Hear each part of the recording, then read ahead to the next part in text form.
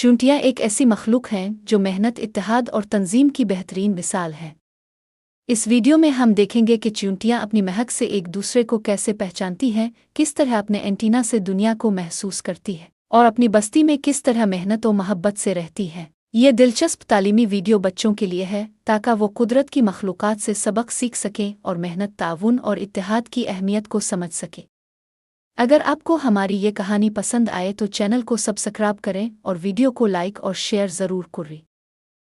चूंटियों के जिस्म से आने वाली महक एक जैसी होती है, इसी से वो एक दूसरे को पहचानती हैं। अजनबी कीड़ों या किसी भी दुश्मन की बाव उन सब से मुख्तलिफ होती है। बस्ती में रहने वाली मुहाफिज चूंटियां फ़ौरन ऐसे कीड़ों को पहचान लेती हैं और उन पर हमला कर देती हैं। इस हमले में वो उनको भगा देती हैं या जान से मार देती है।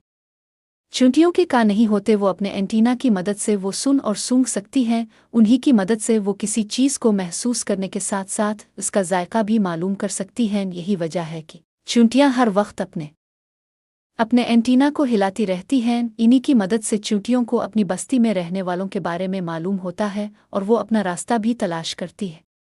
इंसानी आँख में तो एक अदसा होता है, जबकि चूंटी की आँख में एक से ज़्यादा अदसे होते हैं। उनकी बदौलत चूंटी हरकत करती हुई चीज़ों को आसानी से देख सकती है। चूंटी की एक किस्म पत्तों को काट काट कर उन्हें अपनी बस्तियों में जमा करती रहती है। उन पत्तों से वो अपनी खुराक तैयार करती हैं। इस खुराक को फंगस कहा जाता है। चूंटियों की तादाद हज़ारों और लाखों में होती हैं और ये हर वक्त चलती रहती है।